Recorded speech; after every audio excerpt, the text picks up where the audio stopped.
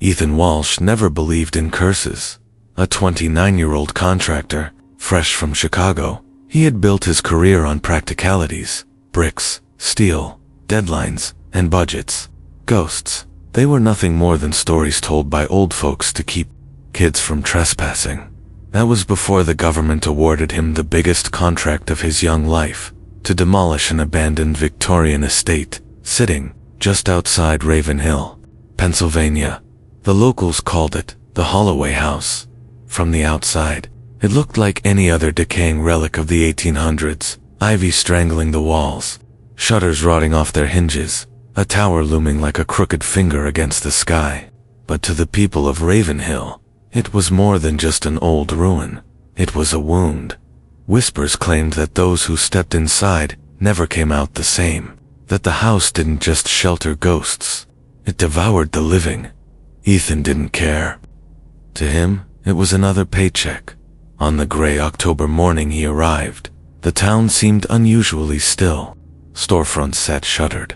An old woman sweeping her porch froze when she saw Ethan's truck pass by, her lips moving in what looked suspiciously like a prayer. "Friendly bunch," Ethan muttered, smirking to himself. Beside him in the passenger seat sat Mark Reyes, a demolition specialist born and raised in Ravenhill. The local connection was supposed to make things smoother. But when the estate finally came into view at the top of the hill, Mark's hands tightened on the steering wheel. The mansion stood like a corpse propped upright, its windows dark sockets staring across the valley. "Jesus Christ," Mark whispered. "They're really sending us here." Ethan chuckled. "What?" "Scared of a few ghosts." But Mark wasn't laughing. His brown skin had gone ashen, beads of sweat clinging to his temple. "You don't get it," he said, his voice low. "That house isn't, right?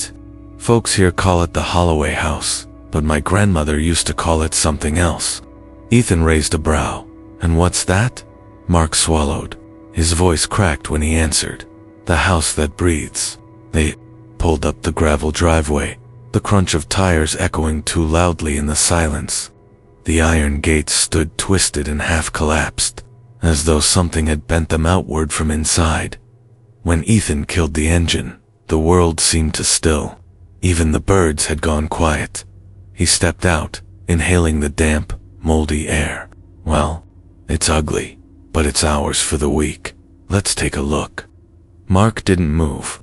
He sat rigid in the truck, his eyes fixed on the mansion as though it might lunge forward at any second. "Ethan," he said hoarsely, "I'm telling you, people vanish in there. Contractors, explorers, kids on dares. My cousin went in with a group of friends when I was 15. Only one of them came back."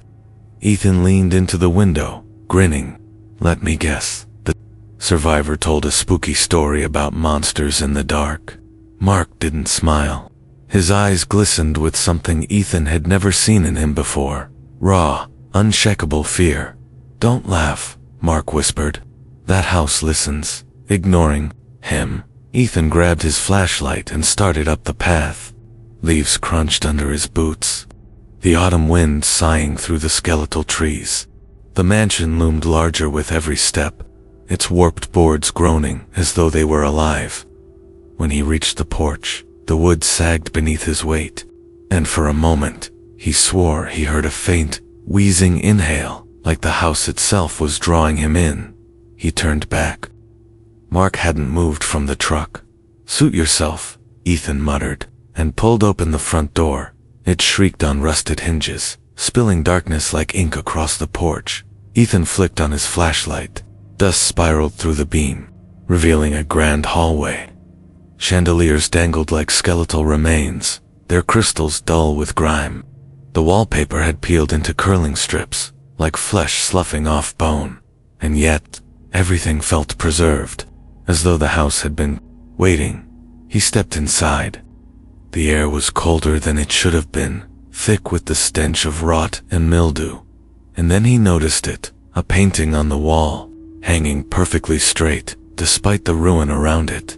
It showed a family, a tall, stern man, a pale woman with hollow eyes, and 3 children, 2 boys, and a little girl, clutching a porcelain doll. The girl's painted smile seemed too wide, too knowing. Ethan stared longer than he meant to. Something about her unsettled him. The longer he looked, the less like paint she seemed. Her eyes shimmered in the flashlight's glare, not flat, but wet, alive, watching Dot, and then a piano note drifted through the hall. Low, mournful, and impossibly clear. Ethan swung his light toward the sound. At the end of the hallway sat a parlor. Its door cracked open just enough for shadows to seep through. The note came again, this time 2 keys. His throat went dry. "Mark, you hearing this?" But of course, Mark wasn't there. Ethan tightened his grip on the flashlight and pushed the parlor door open. Inside sat a grand piano, its mahogany frame warped with age, its keys yellow and cracked. The flashlight beam landed squarely on the keyboard. The notes stopped. The silence was worse. Ethan took one cautious step closer, and that's when he saw it. The keys were moving, one by one, slowly, deliberately, as though guided by invisible fingers. A childish melody floated through the air, innocent and horrific all at once, and from the corner of his eye, Ethan saw the painting again. The little girl was no longer smiling. She was standing behind him.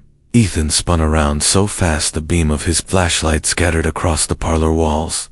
Nothing, just peeling wallpaper, dust-choked curtains, and the piano with its keys still gently depressing themselves, as though invisible hands hadn't noticed he was watching. But Ethan's heart hammered because he knew what he had seen.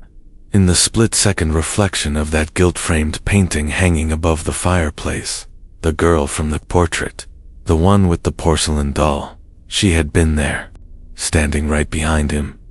Now she was gone. "Okay," he muttered under his breath, trying to steady himself. Old house drafts, trick of the light.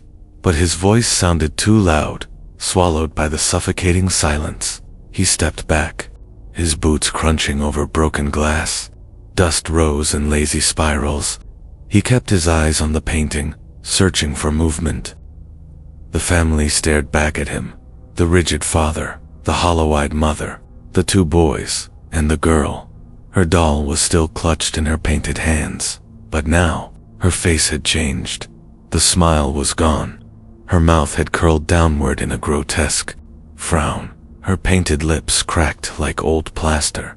Ethan stumbled, nearly dropping the flashlight. "Mark," he shouted, his voice breaking the stillness. "Mark, get in here, man." His call echoed through the hollow corridors of the house.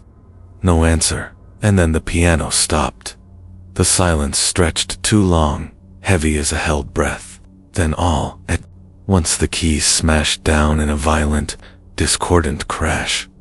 Dissonant chords shrieked through the room. The lid of the piano slammed shut with a bang, dust exploding upward. Ethan flinched, clutching his chest. His skin prickled, every hair rising. He bolted from the parlor, back into the hallway. But the hallway wasn't the same. The walls seemed closer, the ceiling lower. The air pressed down on him, thick and damp, as though the house itself had shifted while he wasn't looking. And along the walls, more paintings, portraits of strangers, dozens of them, men, women, children. Some wore old-fashioned clothes, some more modern. Their eyes were wrong, too lifelike, wet, as though they weren't looking at him, they were watching him. And every single one of them was frowning. "Ethan." The whisper froze him in place. It was a girl's voice. High, fragile, sing-song. It drifted down the hallway, from the top of the staircase. Slowly, against every screaming instinct, Ethan lifted his light. At the top of the stairs stood a child. She was maybe 8, in a faded nightgown stained brown at the hem. Her hair hung in long, tangled ropes. In her small hands, she clutched a cracked porcelain doll. Its painted face fractured like broken glass. Her eyes met his. Dark, glossy, too large for her pale, waxy face. "Ethan," she whispered again, though her lips didn't move. He took a step back. The floor groaned under his weight. What the hell? His throat tightened. Who are you? The girl tilted her head, her doll dangling limply from her fist, and then she smiled. It wasn't the smile of a child. It was too wide, too knowing, splitting her face like a wound. She lifted one hand and pointed, not at Ethan, at the front door. Relief surged through him. She was showing him the way out. He didn't care if she was real, a hallucination, or some messed up trick of the house. He just wanted out. He bolted down the hallway, past the suffocating portraits, toward the front door. His boots pounded against warped wood. He reached the door, grabbed the handle, and twisted. It didn't budge. He yanked harder. The knob rattled, but the door didn't move, not even a shiver in its frame. It was as though the wood had fused into the wall. Come on, come on, come on. He slammed his shoulder into it, again and again. The door didn't move. Behind him, the girl's voice drifted closer, soft and sing-song. Ethan, don't leave. Stay with us. Stay. His skin crawled. He turned. The staircase was empty. The girl was gone, but on the floorboards where she had stood, wet footprints trailed downward.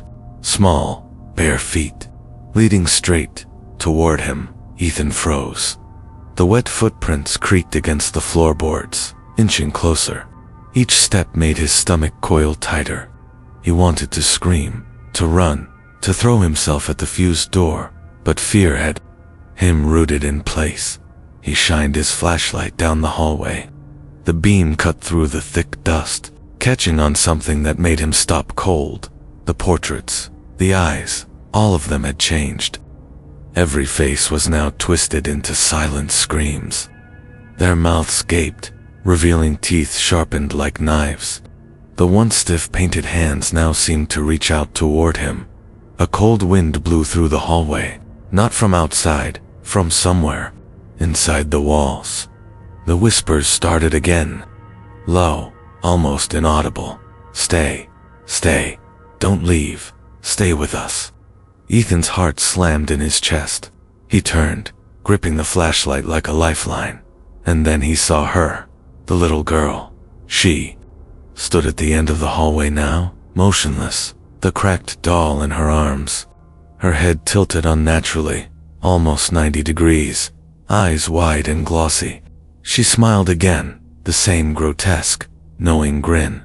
Then she moved, not like a child, not like a human.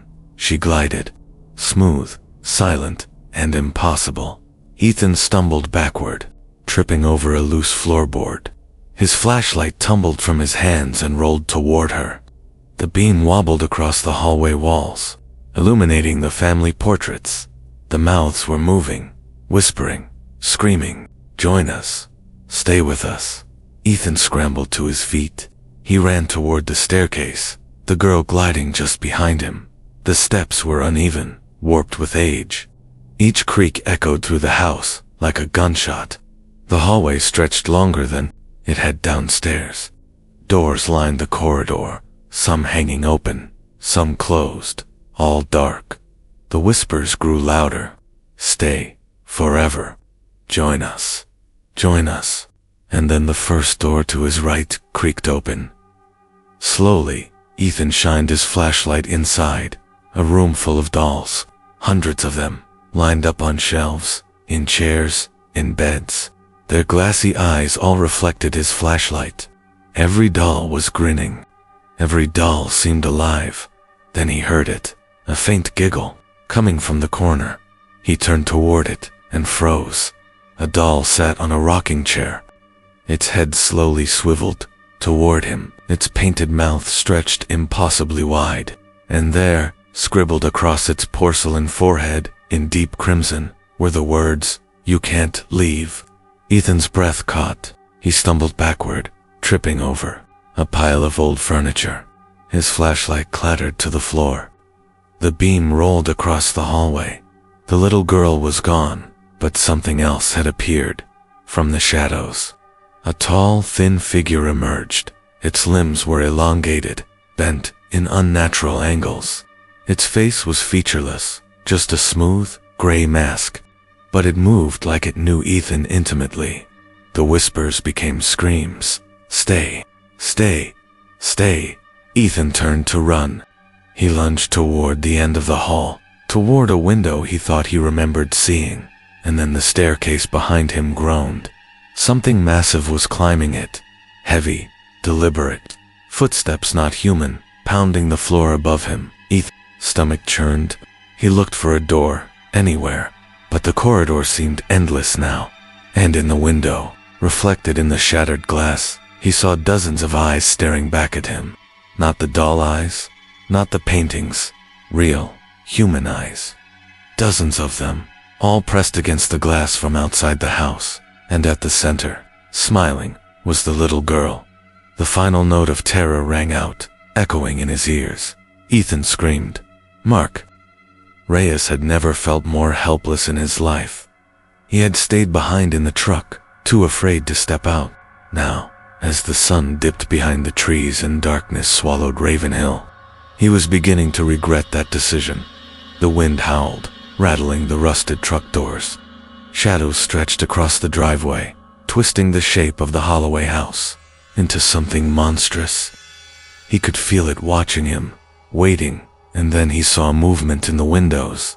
At first, he thought it was a trick of the light, a reflection, but the figure moved again, a tall, thin shadow gliding across the upper floor.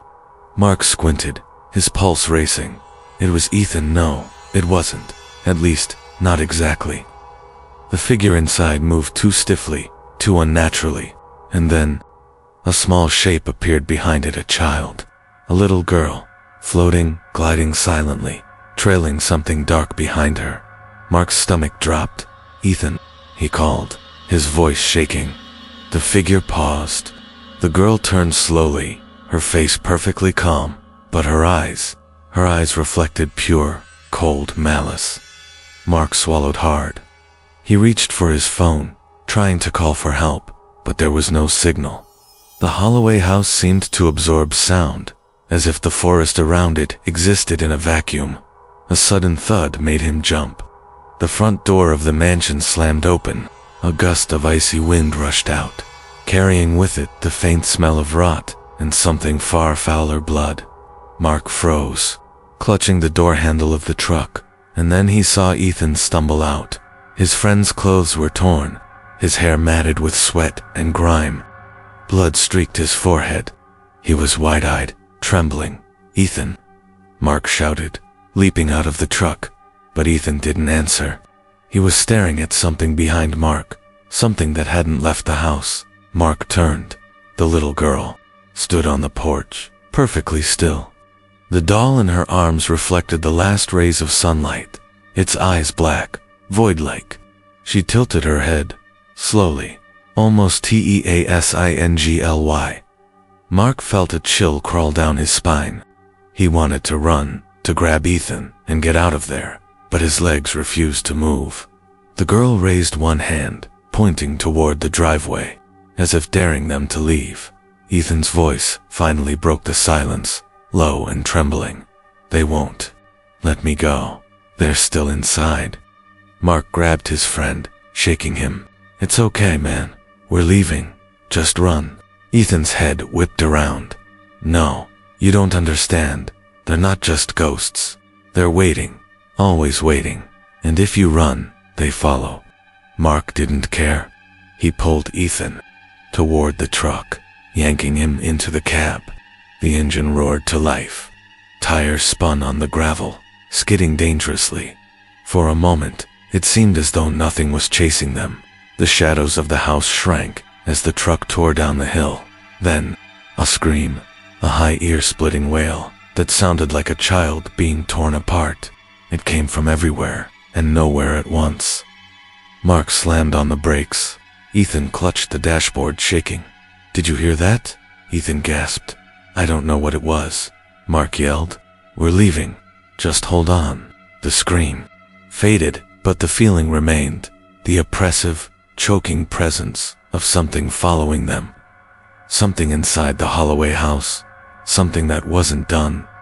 Mark glanced in the rearview mirror. In the top window of the mansion, he swore. He saw the little girl's face pressed against the glass, her mouth stretched impossibly wide in a smile, and then she vanished. Neither of them spoke the rest of the drive. The forest seemed alive, twisting and breathing around the road. Every shadow looked like it could step out and grab them. When they finally reached the edge of Raven Hill, the last traces of sunlight faded. The Holloway house was just a dark silhouette, silent once more. But Ethan didn't feel safe. Not for a second. "They're still there," he whispered, watching, waiting. Mark didn't answer. He didn't know what to say. He didn't want to admit it, but deep down, he believed Ethan. The Holloway house wasn't finished with them, not by a long shot. And from somewhere deep inside that old mansion, a child laughed. Ethan couldn't sleep. The motel room was too bright, too safe, and yet he felt the house pressing in on him, even from miles away. Every shadow in the corners of the room seemed to twist into the shape of that little girl, her cracked doll staring up at him from the darkness. Mark had tried to reassure him, saying they were far enough from Raven Hill, but Ethan knew better. "They don't just stay in the house," he whispered, more to himself than to Mark. "They go with you, always."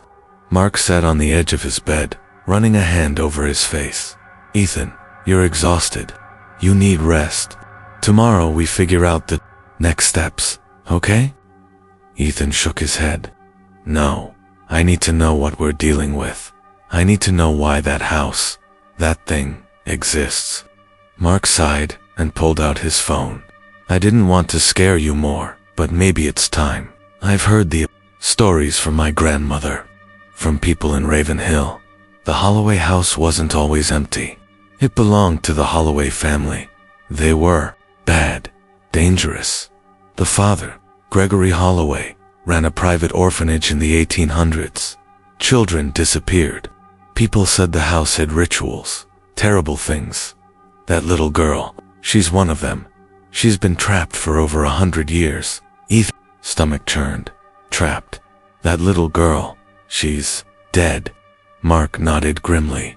"Yes, but the stories say she never left. Not really, in the house. It feeds on fear, on the people who come too close. It takes pieces of them and keeps them forever. The piano, the dolls, they're just the beginning." Ethan's hand went to the edge of the bed. "Then, what happened to me inside? How? Did I survive?" Mark shook his head. "You were lucky. Some survive, some don't, and lucky doesn't mean safe." The room fell silent. Outside, the wind rattled the motel sign like a warning from the dark itself. Ethan's mind raced back to the parlor, the hallway, the portraits, to the little girl gliding toward him, smiling. "Tomorrow," Ethan said finally, his voice low and tight, "we go back. I need to finish this. I need to know everything. I can't just leave it there." Mark hesitated. "You're serious? You want to go back inside that thing?" Ethan nodded, his jaw set. "I don't have a choice. Not if I ever want to feel normal again. I need to see what's really there, and I need to end it." Mark shook his head slowly. "Fine, but we prepare, and we don't go alone this time. We need help." Ethan glanced out the window at the dark hills in the distance. The Holloway house loomed like a shadow in his mind, silent but alive. And somewhere in that darkness, he could hear a faint laugh, a child's laugh, high-pitched, soft, malicious. It seemed to come from inside his own room. Ethan swallowed hard. The chill ran down his spine. He knew the little girl wasn't done with him. She would follow. She would wait. And when the time came, she would come for him. He didn't yet know what that would cost, but he knew one thing for certain. The Holloway house had claimed too many already, and now it wanted him.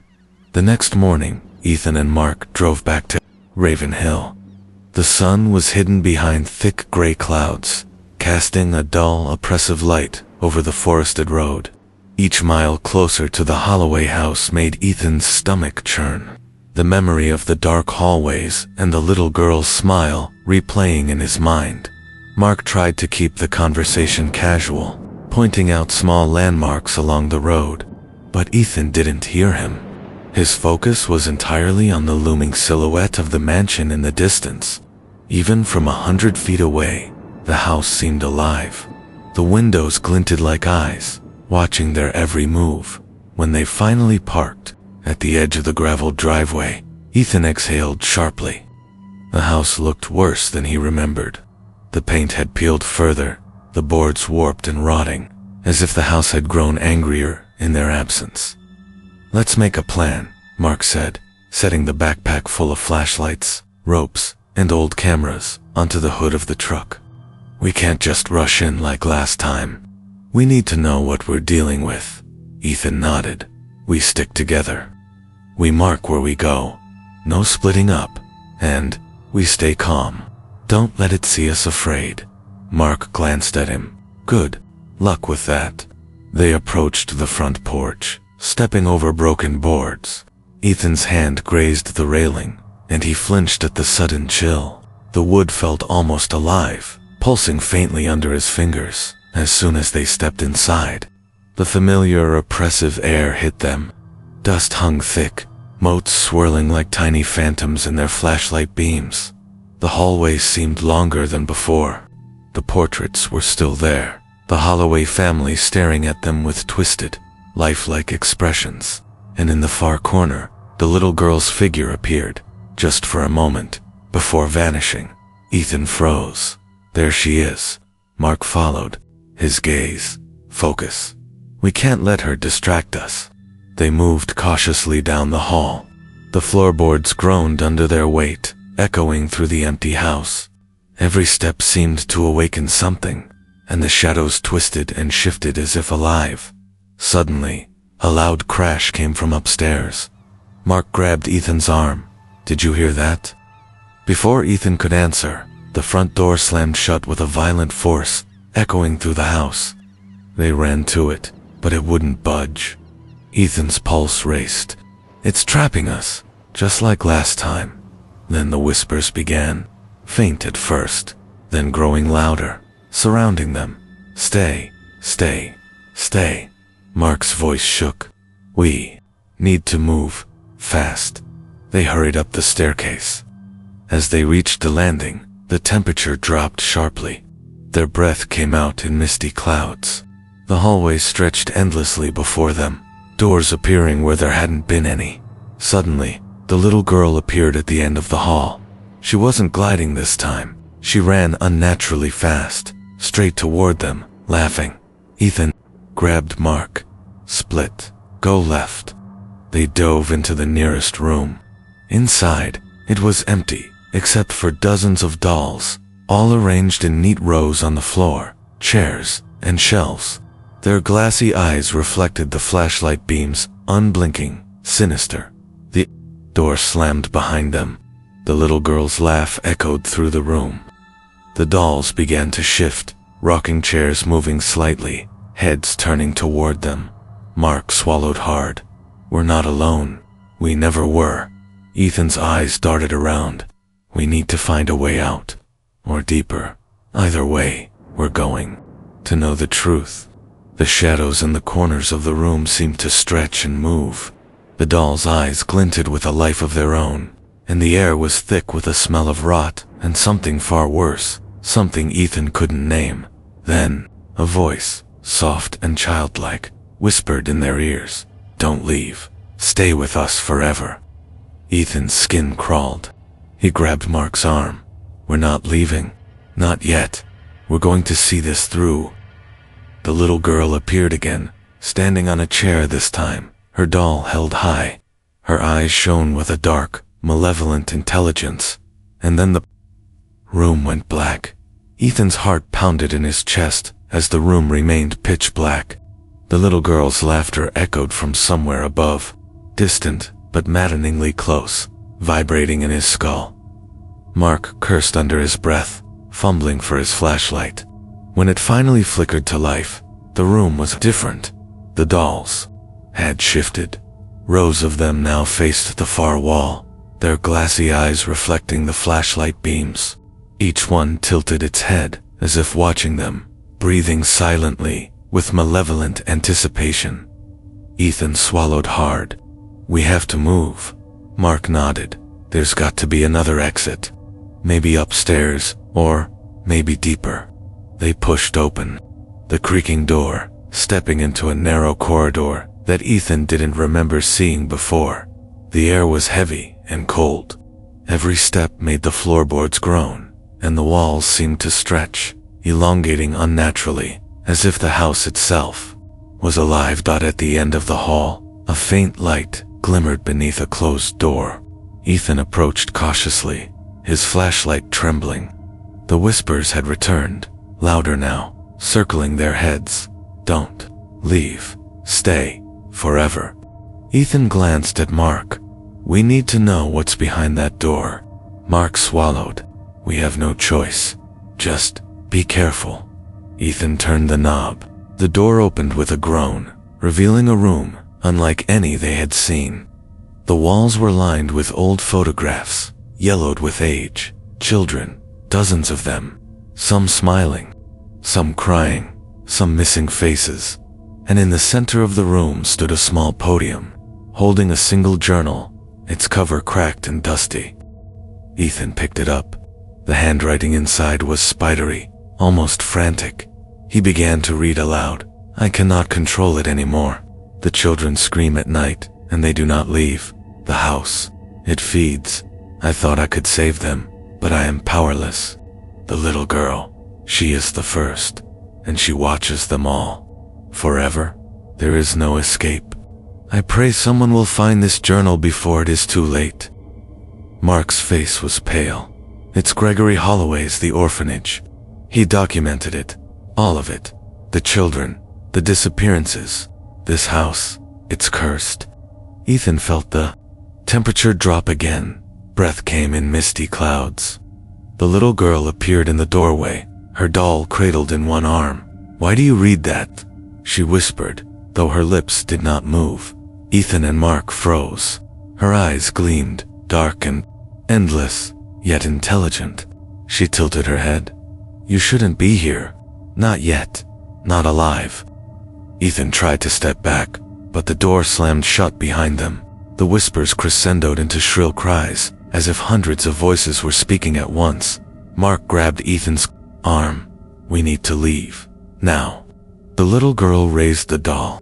From it, a black mist poured, coiling around the room like living shadows. The dolls along the walls began to twitch violently. Their heads turned toward Ethan and Mark, their eyes glowing with unnatural light.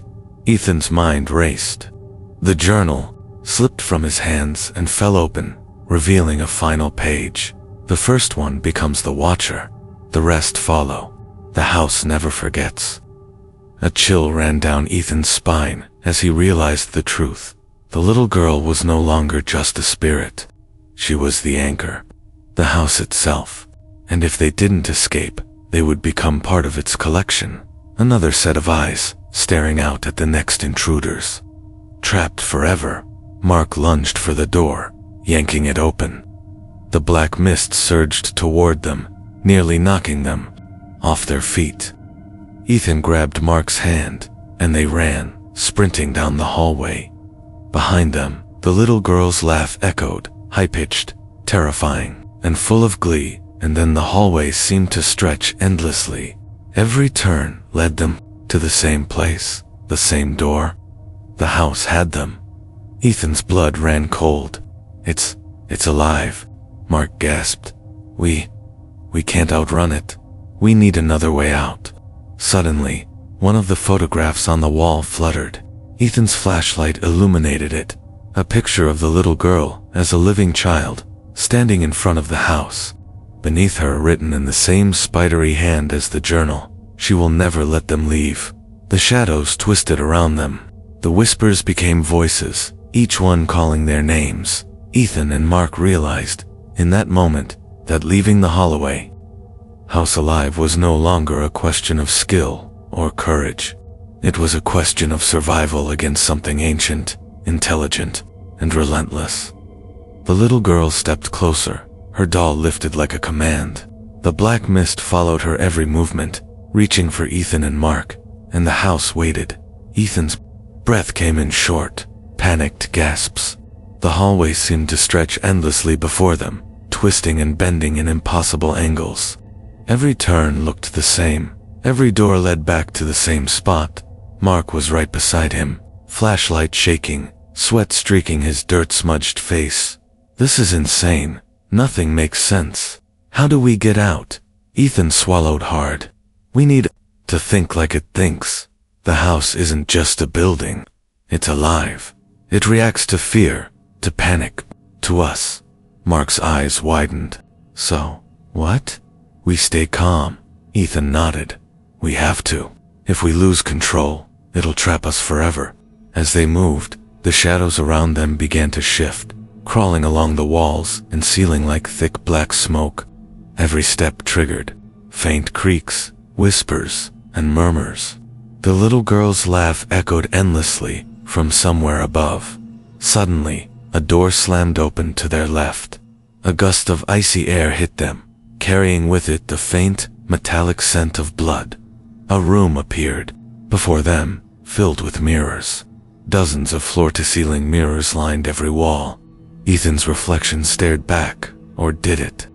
He noticed his image lagging, moving a fraction slower than he did. Behind his reflection, the little girl appeared, holding the doll. Mark froze. It's in the mirrors, too. Ethan's pulse quickened. Don't look too long. Don't. Acknowledge it. The mirrors seemed to pulse. Shadows moved behind the glass. The little girl stepped closer in the reflection, but not in reality. Ethan took a deep breath and grabbed Mark's hand. We keep moving. Straight through. Don't let it distract you. They sprinted past the mirrors, and the house shifted again. Hallways collapsed, walls stretched, ceilings lowered. The whispers intensified. Stay forever. Stay forever. Then the floor beneath them groaned, wood splintered. Ethan stumbled as a gaping hole opened in the floor, revealing a black void below. The voices screamed in unison. Mark shouted, "Watch out." Ethan leaped to the side, barely avoiding the trap. Behind them, the little girl appeared at the edge of the void, doll raised like a weapon. Her eyes glimmered with malicious intelligence. Ethan realized the house was feeding on their fear, using it to shape the hallways, doors, and traps. Every corner held a new horror, and every shadow could be their last. They ran again, turning another corner, and froze in front of them stood a wall of portraits. The Holloway family, twisted into grotesque forms. Their painted mouths moved, whispering, screaming, calling Ethan and Mark by name. From the center of the wall, a portrait of the little girl herself seemed to wink. Ethan swallowed his fear. There's a pattern. These rooms, these traps, they follow the same cycle. If we can break it, we might reach the center. That's where it's strongest, and maybe where we can end it. Mark looked at him, pale and trembling. And what if we fail? Ethan's jaw set. Then we join the others. But I won't let that happen. They pushed forward. The house retaliated immediately. Doors slammed shut behind them. Shadows thickened. Whispers turned into screams. Dolls tumbled from shelves, their tiny porcelain limbs moving like spiders. At the end of the hallway, a faint light appeared, the only beacon in the chaos. Ethan and Mark ran toward it, adrenaline overriding their terror. As they reached it, the little girl appeared, blocking the doorway. Her grin was wider than ever.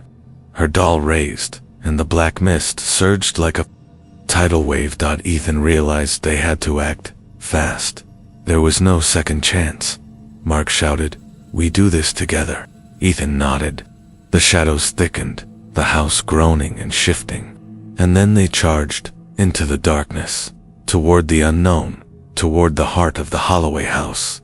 The little girl screamed, the house screamed, and the darkness swallowed them both. Ethan's lungs burned as he and Mark ran through the twisting corridors, the darkness thick and alive around them. Every shadow seemed to reach for their legs. Every floorboard groaned under invisible weight. Finally, they arrived at a massive door, larger than any other in the house. It was carved from dark wood, the surface etched with strange symbols that seemed to shift when they weren't looking directly at them. A low hum vibrated through the air, making their teeth chatter. This has to be it, Ethan whispered. The center. The heart of the house. Mark nodded, gripping his flashlight like a weapon. Be ready for anything. They pushed the door open. Inside was a vast, circular room. The walls were lined with more mirrors, reflecting the flickering light of candles that had no visible source. The floor was polished wood, gleaming unnaturally. At the center of the room stood the little girl. No doll this time, just her, small, pale, and impossibly still. Her eyes glowed with dark intelligence. You shouldn't be here, she whispered, her voice both childlike and cruel. This is mine. Ethan swallowed hard. We're leaving now. The room seemed to shudder at his words. Shadows seeped from the walls, curling like tendrils, reaching toward them. The mirrors reflected not only the little girl, but dozens of children, frozen in terrifying poses, their faces twisted in silent screams. Mark shined his flashlight across the room. Ethan, there's a door behind her. Maybe that's the way out. Ethan nodded. We distract her. One way in, one way out. Be ready. The little girl laughed, high-pitched and echoing. The black mist surged around her, forming sharp, clawed shapes that swiped at the walls and floor. Ethan shouted, Mark, now. Mark hurled a heavy candlestick across the room. The little girl's eyes flickered, momentarily distracted. Ethan lunged past her, toward the hidden door. Shadows lunged for him, but he dodged, rolling across the polished floor. The little girl screamed in frustration. You can't leave. No one ever leaves. Mark followed, running through the chaos. The shadows thrashed and writhed, trying to pull them back, but together they pushed forward, adrenaline and fear fueling their escape. Finally, they reached the door. Ethan yanked it open, revealing a narrow staircase leading down. The shadows clawed at their heels, the little girl's laughter echoing endlessly. Keep moving, Ethan shouted. They descended into the darkness, the house groaning and bending around them as if trying to reclaim them. Finally, the stairs ended at a small stone cellar, damp and cold. A single window offered a glimpse of the forest outside. Moonlight cutting through the gloom. Ethan and Mark stumbled toward it, hearts hammering. Ethan reached the window and pulled it open. The chill night air rushed in, carrying with it the scent of pine and freedom. Mark shoved Ethan through first, then climbed out himself. They tumbled onto the ground outside, gasping, covered in dirt and sweat. The Holloway house loomed behind them, silent for the first time since they had entered. The little girl's figure appeared at an upper window, watching them. Her smile was small now, almost. Knowing Ethan and Mark didn't look back, they ran through the forest, branches scraping their faces, hearts still racing. The house remained behind them, a dark silhouette against the night sky. But even as they put distance between themselves and the mansion, Ethan knew the truth. The house never forgets. The little girl never forgets. And one day, she would come for them again. For now, they were alive. But the Holloway house had left its mark, a shadow that would follow them forever. Ethan and Mark didn't stop running until the forest thinned, and the first light of dawn broke over the horizon. Their clothes were torn, faces bruised, and their bodies shook from exhaustion and adrenaline.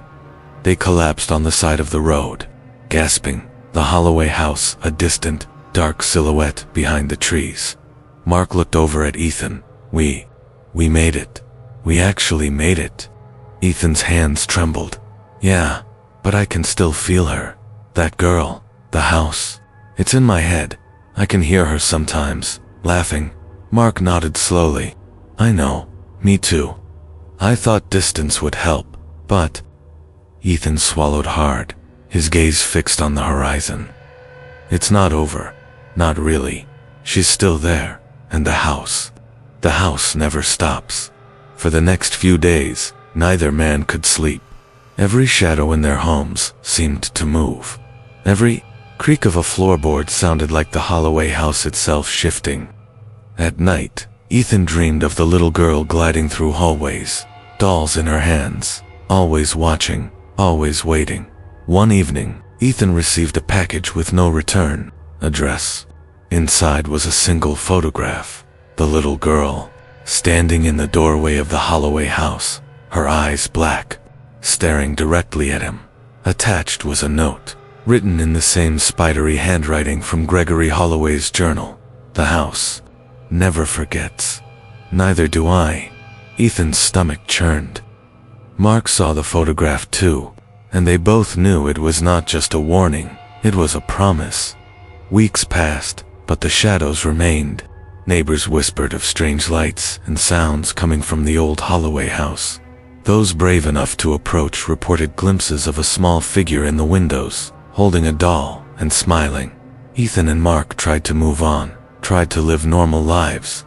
But sometimes, when the wind howled through the trees, Ethan would hear her laugh, high-pitched, childlike, and full of malevolence.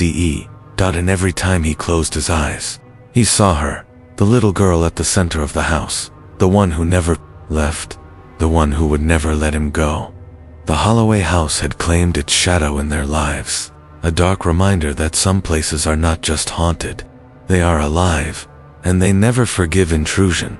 And far beyond Raven Hill, in the dead of night, the little girl's laughter echoed once more, waiting, watching.